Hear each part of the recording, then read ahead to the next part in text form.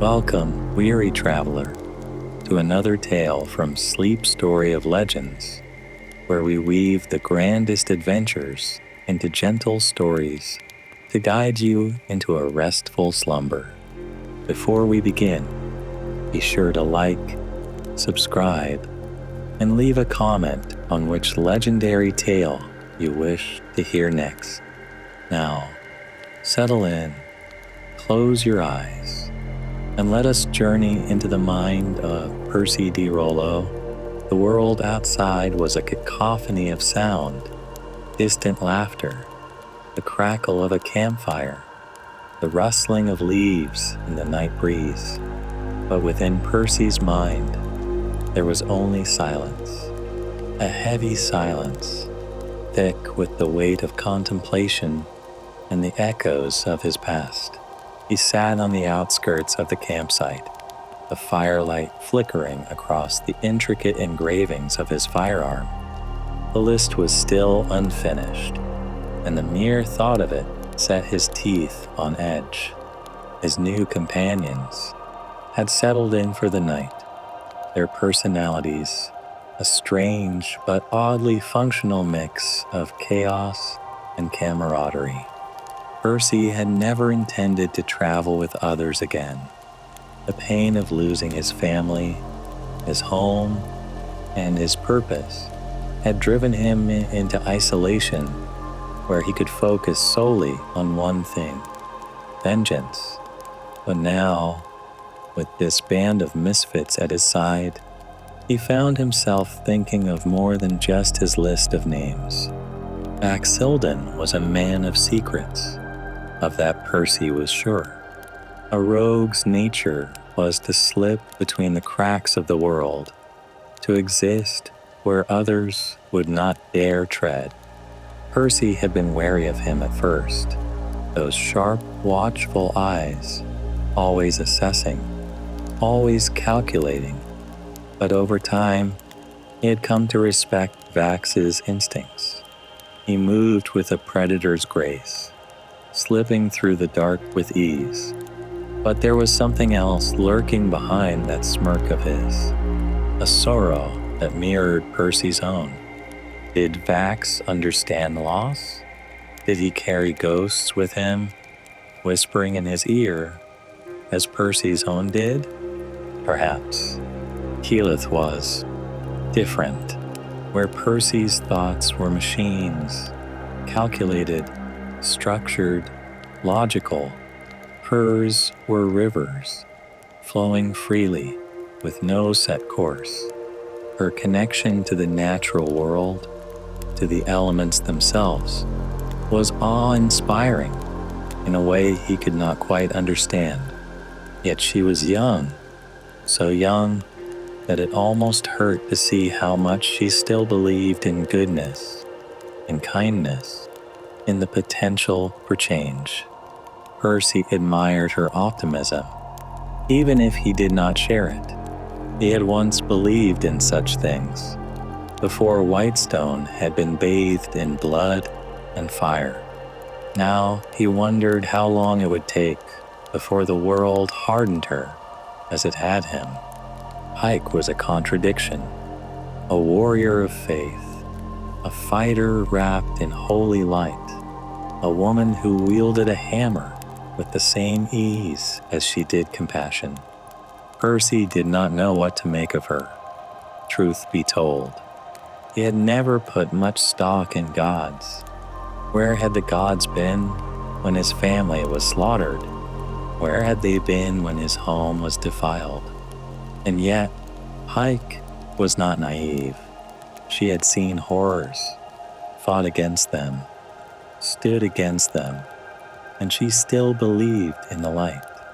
Percy found that deeply unsettling and strangely admirable. He did not trust in gods, but perhaps, just perhaps, he could trust in her. Brog was simple, not in a way that meant he was lesser. Percy had learned quickly that to underestimate the Goliath was a fool's mistake, but simple and that his motives were clear. He fought because he liked to fight. He drank because he liked to drink. He was, in many ways, the most honest member of the group. And yet, Percy had seen the way Grog looked at Pike, the way he protected her with a devotion that was near unbreakable. Grog was more than just a brute. He was a shield, an unwavering wall between his friends and danger. It was something Percy had not expected.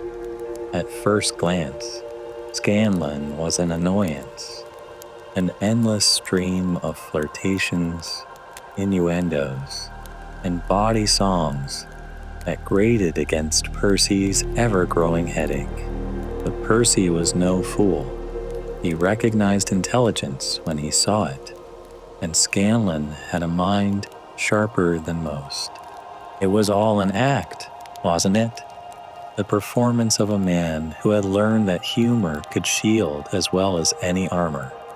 Percy did not know what lay beneath the layers of wit and charm, but he suspected there was something deeper there. He would wait, observe, learn. Vex was, in many ways, the most like him. Sharp, pragmatic, and always keeping an eye on the coin purse. She was clever, and though she feigned indifference, Percy had seen the way she watched over her brother, the way she ensured they always had a way forward. She was a survivor, like him, and that perhaps was why he found himself drawn to her most of all. Then there was him. Percy ran a gloved hand over the wooden grip of his pistol, the intricate carvings pulsing with a power that was not entirely his own. Orthax. The name sat like oil in his mind, slick and untrustworthy. He had struck a bargain, one he had convinced himself was necessary, but the whispers had started growing stronger. They spoke in the quiet of the night, urging him forward, reminding him of the names that still needed crossing off his list. The mask, too, was a relic of his own making. When he wore it, he felt the shift, the cold detachment that allowed him to pull the trigger without hesitation. It was necessary. It had to be. This group was a distraction, a useful distraction, but a distraction nonetheless. He had joined them because he needed allies, but as time passed, he found himself wondering if they were becoming more than that. He could not allow himself to be swayed. Whitestone still stood under the heel of the Briarwoods, and until their blood stained his hands, his purpose would not be complete. And yet, as he sat by the fire, listening to his companions' laughter, he felt something stir within him. Would he still be himself once his vengeance was fulfilled? Or would there be nothing left?